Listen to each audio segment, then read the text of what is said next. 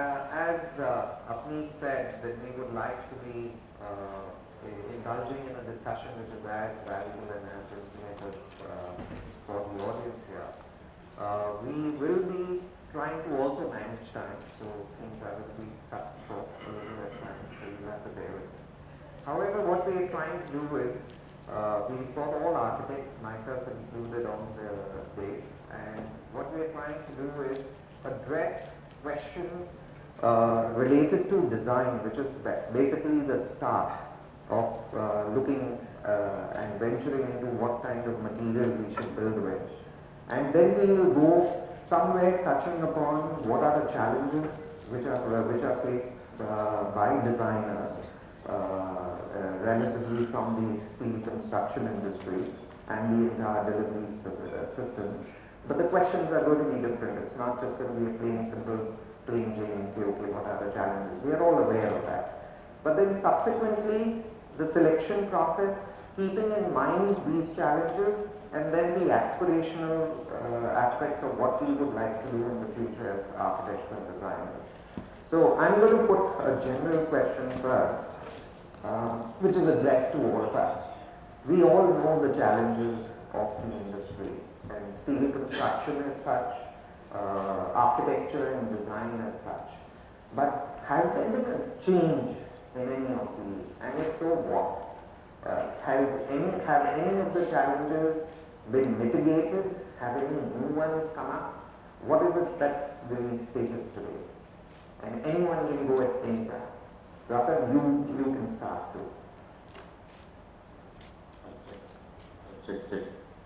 Anyone can go at any time, Ratan, you start. We just wait, benefit of seniority. I think if I look at one word, it's availability. And if I look at availability, it's about raw material, it's about talent, it's about construction process, it's about disciplines, it's about detailing. Unfortunately, we face the challenge of non-availability. In principle, we can do, as architects, we're trying to break this barrier of standard structures or typical boxes that one would expect. And that's the differentiated property with a little more aesthetic than the engineers who own steel. The way I look at it is the engineers know and own steel. We're trying to get into that space and show what steel can do beyond just typical boxes. And for that we need huge amounts of availability from manufacturers, huge support from designers, engineers, detailers, procurement, clients. People should be able to access or appreciate that we're trying to do something brand new and different. I think all of us here on this panel have had a great time with steel, and I just keep it that one word. So there's been no change. These challenges were there before. You find there's no change? There has been change, for sure. When we started looking at steel in the good old days, probably 15 years ago, 18 years ago, we were much more restricted and we were much less imaginative, we were much less confident. Today, with the advent of the way we've done things, the way we've been able to see and access, and there's been huge shifts in the marketplace as well, in terms of procurement, in terms of manufacturing, in terms of that. But we still feel we're still not getting the products that we're looking for sometimes. And a lot of our buildings, unfortunately, are being manufactured or made with manufactured steel from anywhere else in the world. So we're importing from abroad, Japan, or us from the European states, etc., etc. So that's pretty much where we are. Viren, you would have a perspective from both US as well as India. You worked in the US.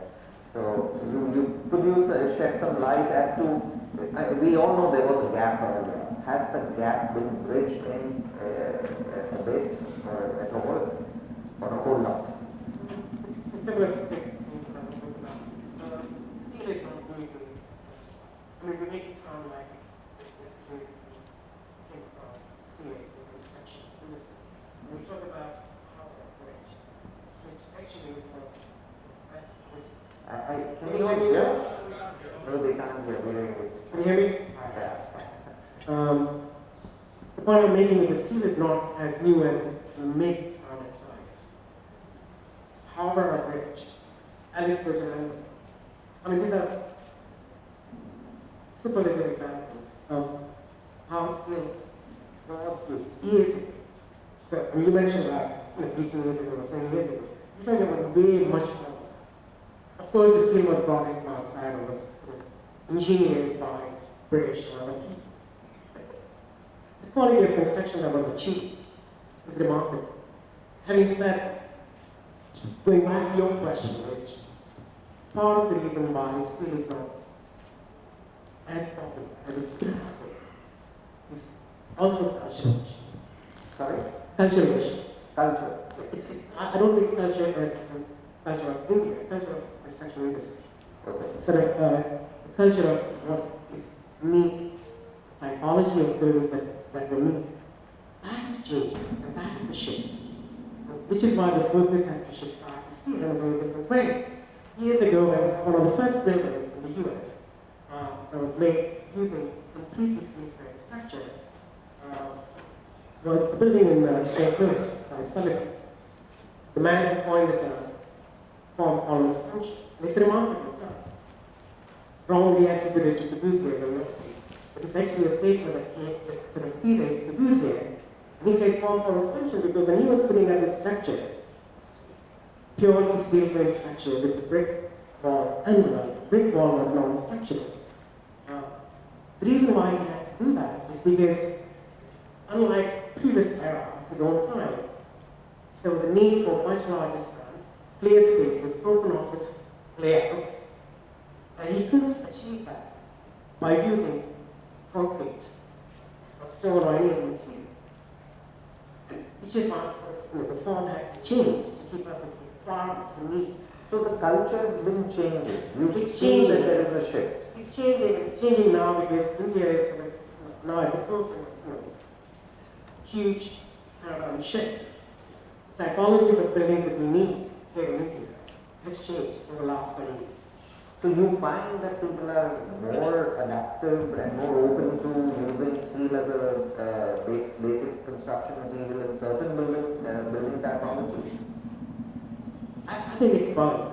And people are adapting. More than that, there is kind of limited choices to be made. Burj with a completely RCC structure, pretty much. Because it's a different kind of structure. When you have the convention hall and the airports, you have much larger spans. The need itself, it takes choices. Okay. And people are sort of back to that much more comfortably than if I would, I'll give you an example. We were doing a building in Gujarat, and I'm not very excited about using steel. So we designed the whole building in steel. We kept telling the client that how long is it using steel? I kept telling it, it's a residential structure. There are rules.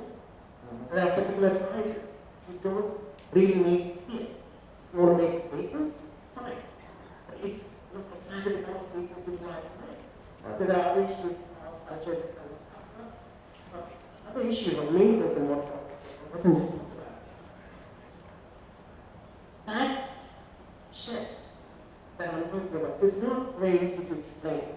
Because there's a, you mentioned So you aspiration. see, in the US, the buildings have a very strong maintenance regimen. It's all very organized as an industry, but that's a challenge here, and that is why people are not open to taking it forward. If you don't mind, I'd like to shift to Arjun, because Arjun actually took up, he was thrown into this world with all these challenges, okay, with an established practice from his dad, and then he came and broke through, I think the third project which was in the yeah. So I'd like to hear from, I mean, I'm sure everyone else would like to hear, what do you have to say?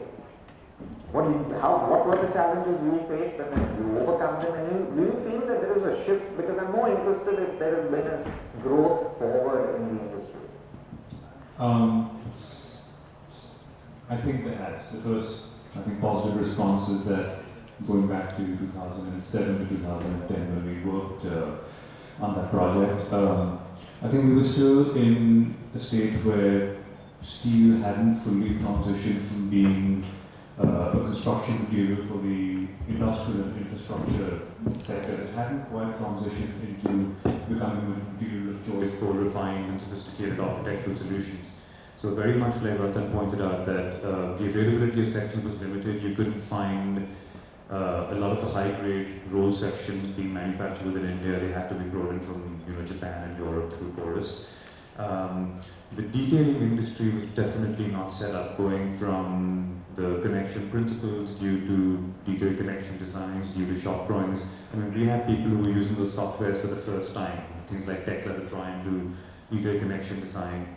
And it's not just the steel, it's all the associated industries around it, because when you construct a steel building, you don't do it like you would do a concrete structure. Your slab structures changes, your membrane structures for the walls change. Protection of steel, massive issue. If you want to try and aesthetically use steel and expose it within the structure, then you get into huge cost and application considerations. You can't just go through, vermiculite. You need to go in for intumescent paints. It's really expensive. They don't get the application correct, the application environments. Then you start taking steel into external environments. Different set of complications in terms of corrosion. So I think it's not just about the material itself, it's that people don't really understand the entire infrastructure that builds around steel, and those guys need to come together to make it a viable process. But it's changed, it's improved. I think Jindal's collaboration with Sellafield has been a massive, massive boost to steel construction in the country. I mean, there are other companies that come in as well, like Sendai and Samsung. But I found with Sellafield, just the language we were speaking was light years ahead of what we were talking perhaps 5 or 10 years ago. Great, so that's a very positive change. So I guess that's, we're still going to continue with Anupam. I just wanted to recap it in the middle. It's a very important point that Arjun has made, that it's not just the choice of the material as such, it's the entire environment, and that's a feedback I think the industry needs to take. It's no longer enough to make very great sections and then not have a coating solution along with it, both for internal applications in terms of fire safety as well as external applications in terms of corrosion resistance and stuff. And then of course there is a whole lot of fabricators and innovative fabricators who do creative detailing, which is where the beauty of the whole construction in steel lies. So yeah, Anupam, you've done a lot of projects in this. Basically today concrete is the default construction methodology, and that is the shift which you want, where people choose between steel and concrete. Now besides the typologies of industrial buildings and airports and stuff which need steel as a default material, unless you get steel into your regular mainstream commercial and residential buildings, you're not going to see that major shift. But I see that happening because you're building a lot of tall buildings in Mumbai, and you have some new examples of people using steel in residential buildings. So that's cropping up. So that's a shift. And today the biggest challenge for any developer is their time delivery, and that's where it's going to change. So I think the industry is maturing, and you will see that shift coming very soon. So that cost-benefit analysis challenge which used to be thrown at us all the time as designers is no longer relevant in every project. There are certain projects where a client sees the value of the added advantage of using steel, where in a net balance it's far cheaper and more economical to go with steel than to go with concrete. Actually, it's a little funny situation over here. Like in a commercial project, especially when a guy is leasing the building, it makes very good sense to do it in steel. Yes. But in a residential building, I had this developer telling me, what's the point in building a slab in 3 days? I can't have my customer pay me for a slab in 3 days. But when you're building 70 stories, 80 stories, 100 stories, that's going to change. It has to change. Good. That makes a lot. Kalhan, you've got to add anything to that? I think a couple of things. One is, I think for any technology or any material to be accepted, you need to create the necessary ecosystem for it. So I think culture is one part of it, but it's also the engineering, it's also awareness that clients have about it, awareness that architects have. I think that whole ecosystem needs to really evolve to the extent that steel becomes natural choice. First point. Second point I want to make is that the choices of materials are not dictated in a design process by let's say preference, which is whimsical. It's usually driven by one of the few things. One is it has to fit for purpose, and the purpose could be anything. It could be speed to market for a developer. It could be. You jumped to my next question. You're stealing my thunder. So I would like you to just tell me what are the challenges, and if you feel there's a shift in any challenges which were there earlier. So like Anupam was talking about, is the benefit of using steel is now aware. I mean, people are aware of that, at least in certain building typologies. Yes, the benefit is definitely there, but I don't think it's really caught on because we've not made a convincing case for it yet. Okay. Great. Jay, what's been your experience?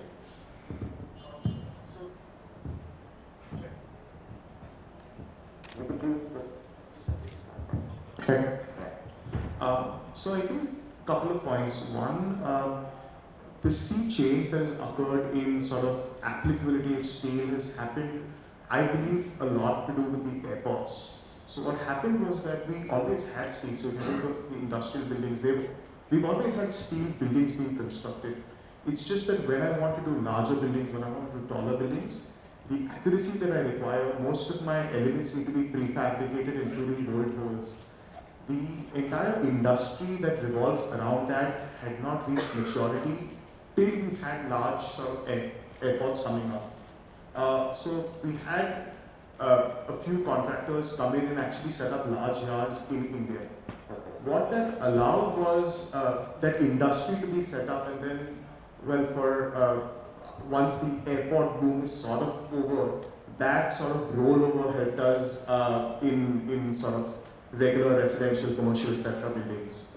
So I think that has been kind of a... So it's really moving forward. It's just that we had these catalysts of large infrastructural projects which required this material as a basic building typology choice.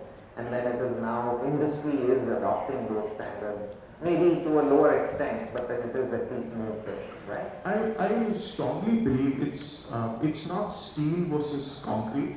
I believe there are three general, I mean, what is how important is time for the project? How important is cost for the project? And are we getting any specific advantage by using steel? So if I'm looking to do something with large spans, I'm looking to do something very different, iconic. So a building design sometimes also affects whether to use concrete or steel. So I think sure. So these three choice of the variables are material. Yeah. So now coming back to you, Kalhan, because you touched upon this point very well. When you're doing, when you sit in design as architects, we always first look at the design concept, and then at some stage it comes into our heads, okay, this is the material which I'm going to use because it's more suitable to this particular design or this particular building typology or this particular application. So what's the process that you follow where it helps you zero down to probably steel over concrete? So one is architectural expression, the kind my friend does here. And if you need to make things fly the way they want to sometimes, and if you want to create that dramatic design intent, then sometimes the natural material is steel. I mean, there is no issue there. Then other considerations about time and skill and all, like the secondary. The primary driver in that thought process is obviously that what will make it really happen. That's the first thing. But the second bit is that I'm also mindful of the fact that what is this project about, particular project about? What are the key determinants, as you said, which would drive this project? For instance, and it depends on the project typology also. If it's a building which is very tall, then the case for steel is naturally made, then that will be brought to the table right in the beginning. Or if it's a building which tries to do certain things in a certain way, where the section sizes have to be very slender or small, or whatever reason it might be architecturally, then obviously the case is made for that. But all this is always with the fact that steel, there's a notion about steel that everybody carries, and quite right or wrong, and a lot of clients also do carry that, and that goes back and links back to what he spoke about, is about availability of the necessary skills, manpower, technology, ability to conceive and detail out such structures. Okay. So, Jay, you also touched on this topic, so I'm just taking the liberty to shift over to Anupam for a while, and then I'll come to Ratan, because Ratan has executed large-scale projects. So, there are certain obvious decision-making criteria, and then there is something which is design-related. So, design-related obviously is going to be relevant to every individual, so I don't want to touch on that. It's the architect's prerogative, so to say. But what about the basic aspects which help you choose, steel as the preferred building construction material? Well, it ultimately goes with the user of the building, the need of the client, the time frame, the aspirations of the client.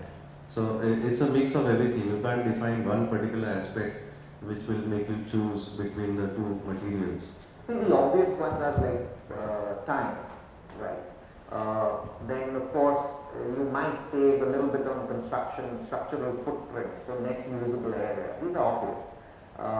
Is there something which is also, it's not so obvious, but related to, and it's specific to a building typology, so to speak?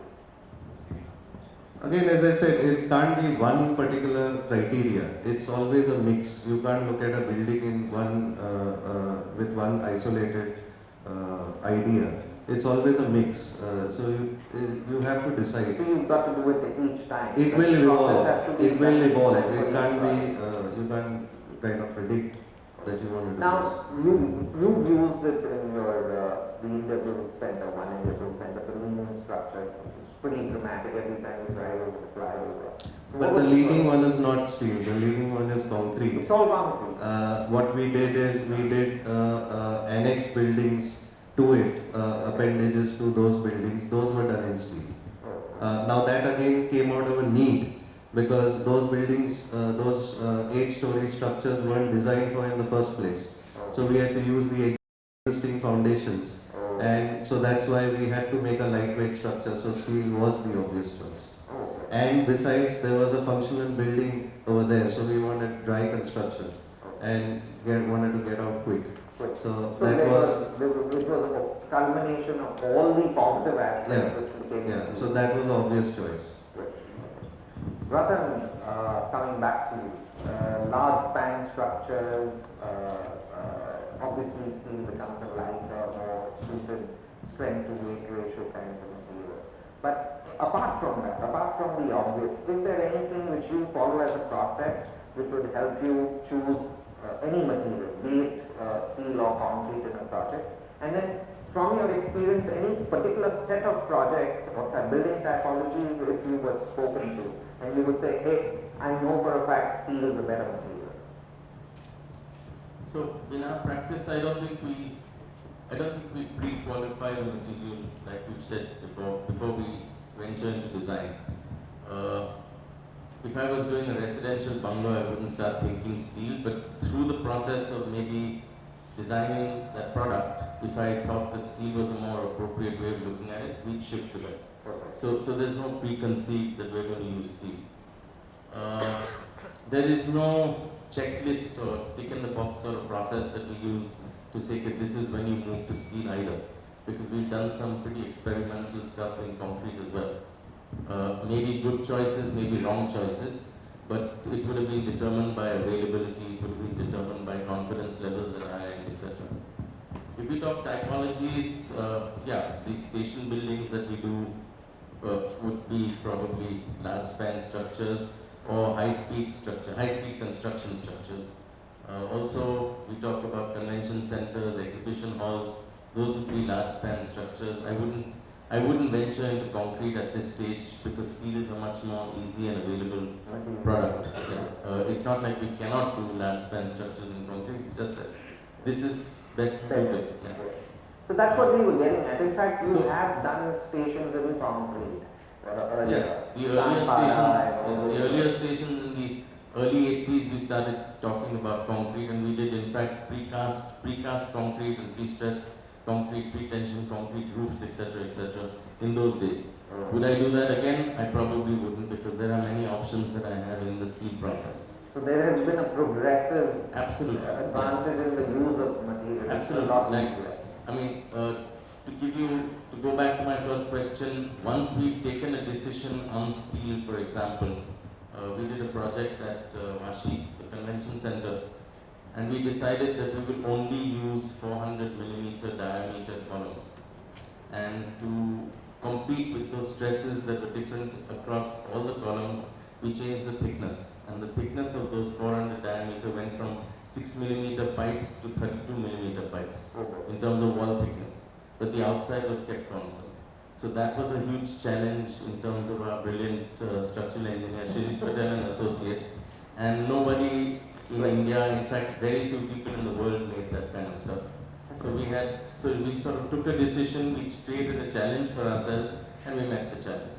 So there are different ways of skinning this cat. Yeah. True.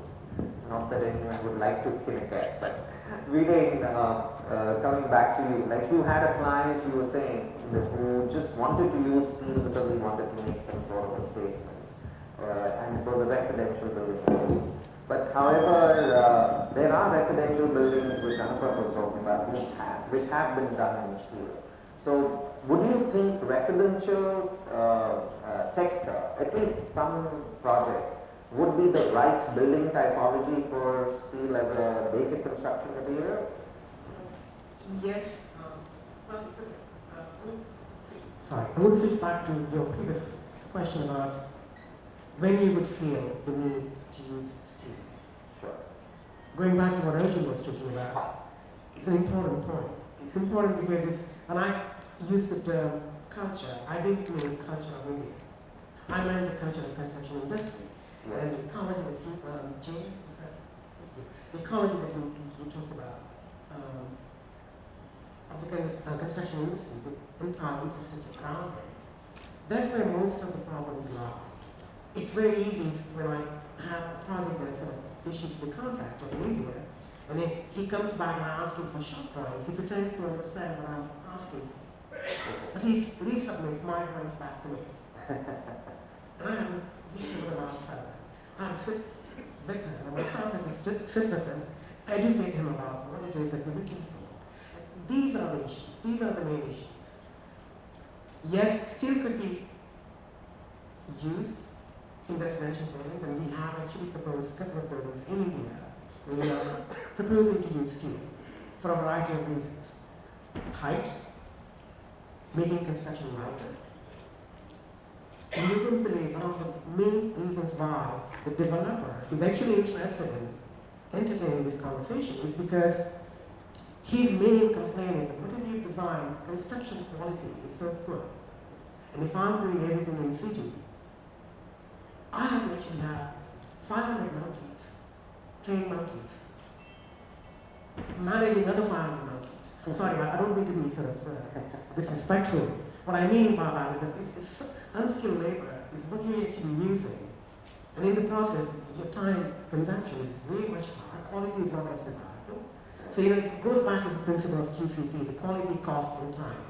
Very often, it's the time and cost. So do you see, I'm sorry to cut you, I just want to bring the discussion a little to a close in the next 10, 15 minutes. So what I was saying is, do you see residential, especially in the metro cities, say Noida, maybe NCR, and Bombay, and maybe even Hyderabad and Bangalore sometime, becoming a standard typology for steel-based construction, provided the industry matures. So that we as designers don't have to run around trying to find pieces that fit together in the best possible solution for our plans. Absolutely. Maturing of industry is not the only problem. One major problem that I haven't brought up yet, which I was going to actually talk about in my presentation, is non-existence of code. The building code. Yes, building code. It's a big thing. Bylaws. The codes don't keep pace with the technology. They're not designed. Yeah. And there's a major problem with that, and the major problem is life safety. It's not just the fire protection I'm talking about, it's life safety issues. Yes. Very often I walk around and sort of drive around in Bombay and other places where I see steel being used in a sort of very random fashion. More often than not, it's used decoratively. So you have normal conventional building, and then you have some sort of fabrication that's attached to it, and using plenty of steel. And I've worried because the streets are very narrow. Fire is not going to wait for the entire building to collapse. The first thing that's going to fall off is what you're sticking on it. And there's absolutely no provision in the bylaws that makes it safe. So very often as an architect, I can get away with murder, but I don't want to because ethically it's not possible for me to do so. Client, on the other hand, doesn't know enough not to insist. So that's. So your session is going to be very interesting. All the safety aspects. To answer your question very quickly, yes, residential buildings can very hugely benefit from steel construction. And only one part that I want to bring back the culture into. In India, you actually, unlike the place where I come from, you have very large units, 4-bedroom, 5-bedroom units, and you have multi-family units actually. So single apartment with 2 families or 3 families living in them. What happens over a period of time? You need the flexibility to either break it down or combine. Concrete and brick do not offer you that possibility, and these are the places where you actually feel compelled to use a material that would allow that sort of flexibility. So yes, residential buildings are a good candidate provided there is substantial cost saving, very tight sites where you actually would rather bring pre-made, prefabricated rather than do it in sequence. Exactly. Saves you time and money in the long run. Alright. So, Arjun, I'm just going to come to you for a while because obviously you've already done a commercial building in steel, and your firm does a lot of healthcare facilities. Do you think there is a case to be made for healthcare facilities to become standardized as steel construction material technologies? I think if we take specifically healthcare into account and kind of keep away all the polysilicon rays, we assume that's linked to the maturing of an industry. I don't see why not. In fact, in healthcare it becomes even more applicable because in healthcare, because of increased asepsis and sanitization, everything needs to be covered. In that case, it's much more easy to detail steel. Right? So, apart from that, just to comment on a few things that have been mentioned here, I think we're going to have huge human resource related labor problems. We're already having it right now, it's going to happen in the future. We have problem with good civil people to lay bricks, we have problems with good shuttering contractors. So I think in that sense, steel is going to help in that it disconnects the construction process from some of these unstable elements. All right. The other one is that for a certain, I think, size and height of building, it is always a steel versus concrete debate, whether we like it or not. And what I'm learning more and more is that the traditional thinking in terms of steel being lighter and therefore shallower depths is not always the case. Yeah, it's not. And in tight environments like Bombay, where you have huge density, you have limited height, you're trying to squeeze in as many floors as possible, steel actually works against you. Because if you want to use steel the way it's supposed to be used, it's going to have the steel member, it's going to have the decking. The thickness actually starts to expand more and more, wherein with concrete you can do a pre-stressed, post-tension, prefabricated slab within 250, 300 millimeters, and then you have plenty of places for your services to run. So I think steel tends to actually work against you in certain constructed environments. Right. So I know in the sense that if you do a total analysis of all the aspects, say for example bylaws and FSI and height restrictions, then sometimes steel does become a little constrained. But otherwise, typically if you don't have these constraints, then residential does make a case as a building typology to be used. I think we need to do an analysis of buildings that have been residential buildings, especially high-rise. Obviously, you want to do your shear core in the center and put as much steel as possible on the outside. I think they need to do a post-construction and post-occupancy analysis to see how these work. Because I think again it comes down to codal issues, not just in terms of safety, but in terms of waterproofing. Because we will make a steel frame, we'll do a lightweight block infill, and then we'll plaster or apply some sort of membrane on the outside. That's not how it works. In the West, whether it's Europe or the US or even slightly more kind of mature countries when it comes to construction industry, they have very stringent codes when it comes to their building membrane. So they have many, many layers of protection before you actually get to the steel. Here, you're one layer away and your steel's gone. and then of course you're going to bore it up and vermiculite it, etc. But I think, as I said, it's linked to a lot of different points that is not just based on the material. True. So that's another aspect of the industry maturing. That's the environment which needs to. I think it's been very informative, at least for me, and there are certain aspects which the industry really needs to take off from. Eversandai, if anybody is here from there, all the steel construction buildings that you have done, it would be a nice idea to keep monitoring and reviewing the performance aspects, and this might become the start of the database, which will then be available to all the designers here, and the design industry then and fraternity then gets very accurate data, reliable, accurate data. I'm sure that's what we all look for, based on which we can then make the finer points of selection.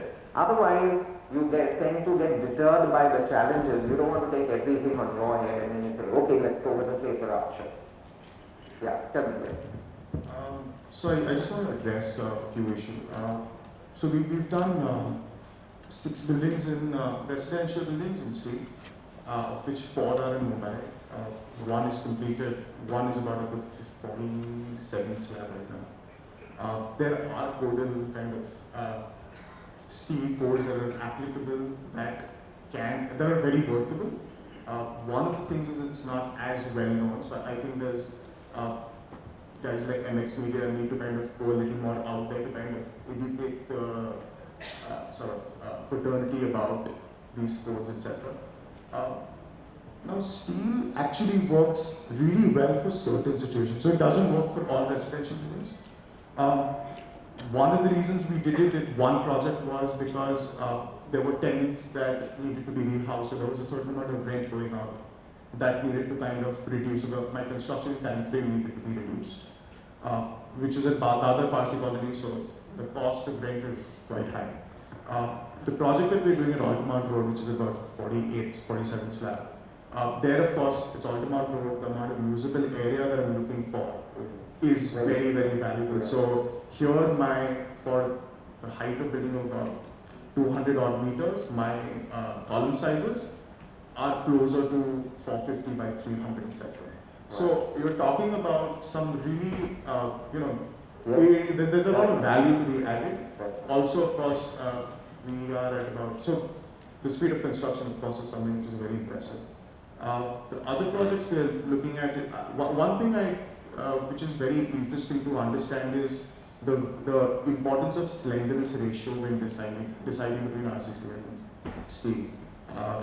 The taller the building and the narrower the building, because steel is more flexible, steel doesn't work very well in moments. So then the acceleration and then the damping, exactly. Those become additional tasks. Exactly. So we were mentioning about hospital buildings, things like vibration, things like dampening. There's a lot of sort of knowledge that needs to be kind of talked about in terms of when one decides one or the other. It's not an easier sort of call, but it's work. Yeah, exactly. My whole approach to this whole thing is that someone needs to make a start, right? It's the designers who decide finally. So they need to push.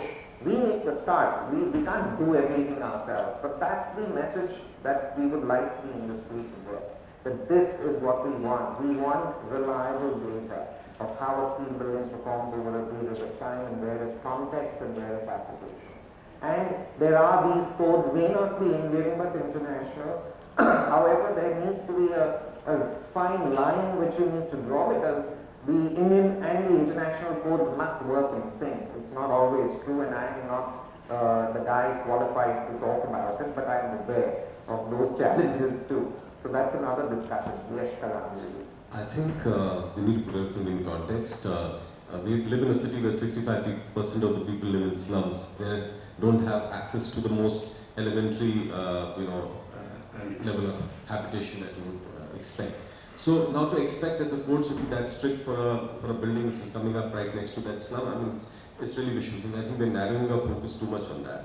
While it may have some impact there, but that's not the thing. If you really want to break into the large residential segment and housing for everyone by 2022 and such ambitious goals that we set for ourselves as a country, I think we need to step out of being merely a steel industry and look at buildings as systems in a way and technologies as systems. So a lot of successful work that we have been able to do with steel has been in the composite space where, where you have precast elements that work with steel to do certain things in certain ways. I think the idea of steel and concrete working together has always been there. That's the basic concept of RCC. But taking further, the structural steel and precast elements work together, I think that gives a lot of potential for cost saving, for quick construction, and the logic for that is not clear, at least when it comes to slightly smaller constructions. Great.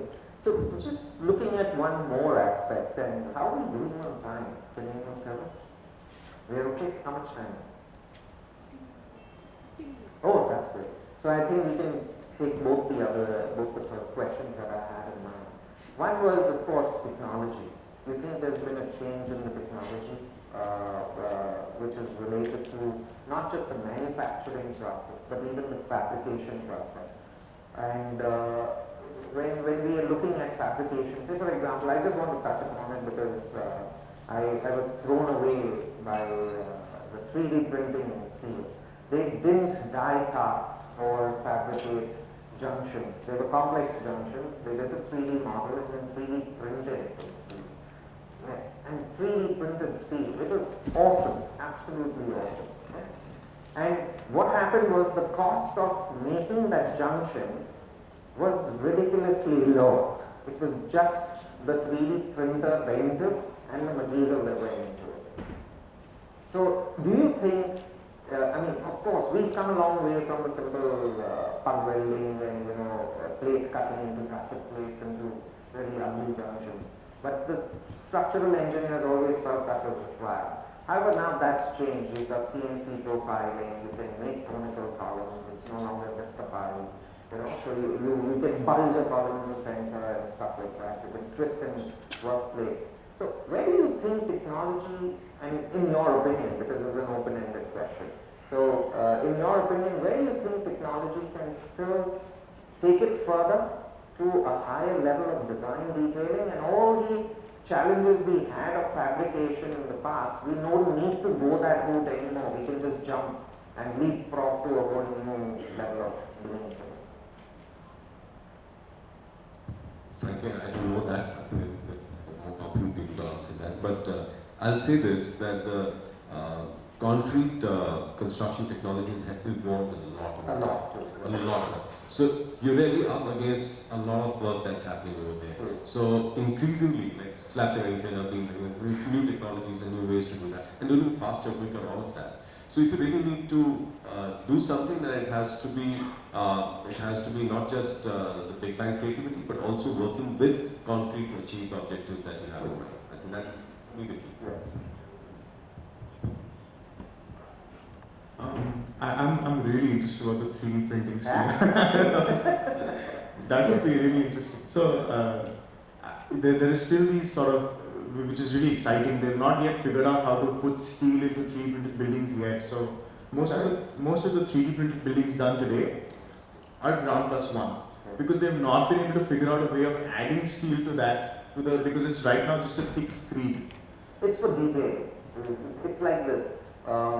Say you have a standard turnbuckle cable stay system, and you've got the end thing, you would have no other option but to die cast it today. But if you wanted to, you could make a 3-pronged thing which takes 3 cables in one and not have to do it die cast, it just gets printed. You can profile it the way you want. So you can get a twisted profile. For me, what is more interesting there is if you get multi-material printers, right? Yes. So what would be really interesting then is getting a concrete 3D printer along with a steel 3D printer and trying to actually. Yes. So that might be a. That will be something. Yeah. But not too much of wishful thinking. I'm looking at the immediate technology probably. Because see, every industry needs to take baby steps forward. And but it's not always the way to go. Sometimes what happens is, if you can look elsewhere in the world and you find that they have reached a radical, or rather a paradigm shift in the fabrication process. It doesn't make sense to follow their footsteps, you know, and take that same 30-year evolutionary path. You can just totally shift and jump. That's what is what I was looking for. If you guys have kind of identified this, I just threw as a spark for a discussion. I'm going to touch on this on two fronts. One is in the evolution of the world of high finance, and there's more economic capital in play. I think robotics is the future of steel, right? Of making it non-labor intensive.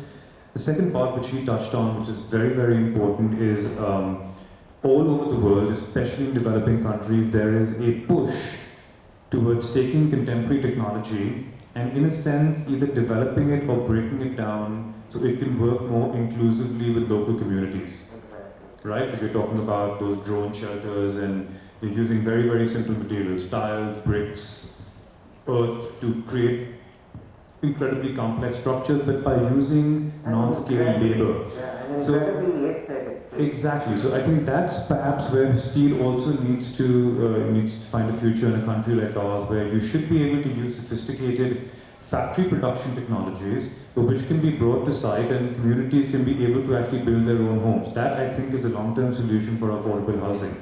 So it needs to move into a parallel stream. One is high-tech,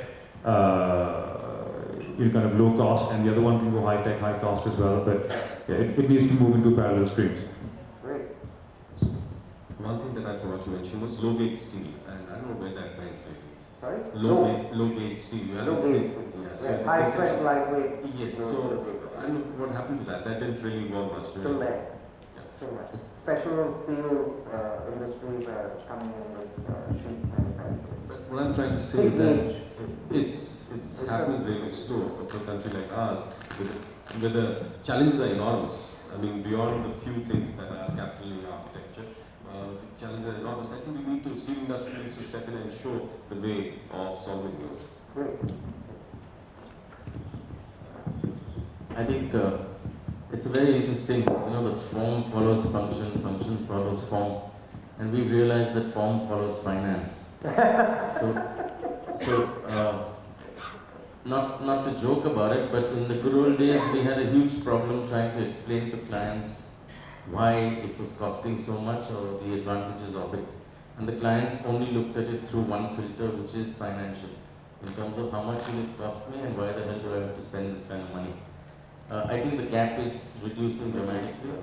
The second point that I'm making is that it's taken the concrete industry about 80 to 90 years in an Indian context to mature and sort of stretch to its full capacity or capability in our environment. Architects, engineers, construction techniques. Steel for shock and leapfrog. And I think we have some passionate architects over here who are very clear about the technology helping rural India, technology helping India as a progressive and developing estate. I think it's very critical to have more energy spent in that sector than that one building or the two buildings that puts us on the map saying we're like Shanghai or some nonsense like that. I think that's a more critical sort of sector to be focused on. That's for them, sure. Otherwise, you can get the tallest building, it's somewhere in the world, why do we need to do it? It's the longest bridge, why do we need to do it? It's already somewhere in the world. What's our claim to fame on that? I think more importantly, it would be to spread the steel message of building technology, building material, building techniques, building inclusively across the nation. I think it's a great point that both Karan and Arjun talked about. Sure. Anupam, would you like to add something to that in terms of any technology which is there globally, probably available, which you would like to use here in India, specific to steel, but obviously keeping in mind that steel would be used in either in itself as a singular material for construction or as a hybrid material along with concrete. So, but I'm more focused on the technology that we would like to identify. Well, frankly, it's a learning process, and the new things we are hearing from you today, we'll take back that. And to me, it's a learning process, and we have to evolve and see what best we can get out of this material in the context. You know, I think everyone's heard, we all have heard about that building in China in 19 days, some 15-story building there, 19 days, and they had an element of precast slabs, which was obviously concrete, but they had the entire framing in steel and the cladding system as well. So what I was trying to focus on is, at least I would like to summarize this as, you know, there are off-site construction systems. Why are we always concentrating on doing everything on-site? Because the moment you do it on-site, you have to do management of your material movement, labor, manpower. It becomes more intensive, labor intensive. You need everything to be hoisted, moved around, and in components. So if you damage a component, then the two components don't sit together. Why can't we do it off-site volumetric? You know, do a off-site volumetric construction, transport it. I'll tell you what will come out of that. First will be the weight, because that will add to your transportation costs. So industry itself will have to start maturing, looking at ways of how to reduce that transportation waste. What it does as a benefit to designers and consultants is that it reduces the dead weight of the building itself. That's where you get cost benefit analysis further accruing to a client. So we should look at, I'm not saying very radically different technology, but just basic systems where you can control quality better off-site, just transport a unit and like a Lego unit, still a child at heart. So like a Lego piece, just piece your building together, you know, and you can take any shape and form and just kind of put a wire mesh across in the vertical and horizontal axis and divide it into modules. And those modules, I think the challenge there, and it's being done elsewhere abroad, there are two companies I'm aware of globally, one in Australia and one in UK, who do this. And it's not a very large enterprise. This is basically second generation, third generation contractors, you know, middle scale contractors who work this out. And this is where you were talking about the gauge steel. These are thick sheets, high strength, lightweight, profiled into sections, no longer rolled. You know, the way we were pouring steel, you know, in mm of sections. This is 1.38 mm, 1.52 or something like that. And it's awesome. It's really awesome. They have shifted from the humble portals, you know, which were sheet cut, fabricated sections, you know, built up sections for all our manufacturing, warehousing applications. So the PEV, so to call, every building is pre-engineered, but we call that PEV. That has now, you know, evolved into box trusses out of these lightweight steel sections. So I'm just leading the industry to also shift from there. We've had PEV, I think, for at least 25, 30 years at least here, and there's been no change. It's all you've got is smaller and lower quality clones of the industry leaders. I think industry needs to respond a lot better. Okay. The last thing I would ask, and I want anybody to go at it, what will be your ideal project where you think steel is the way to go?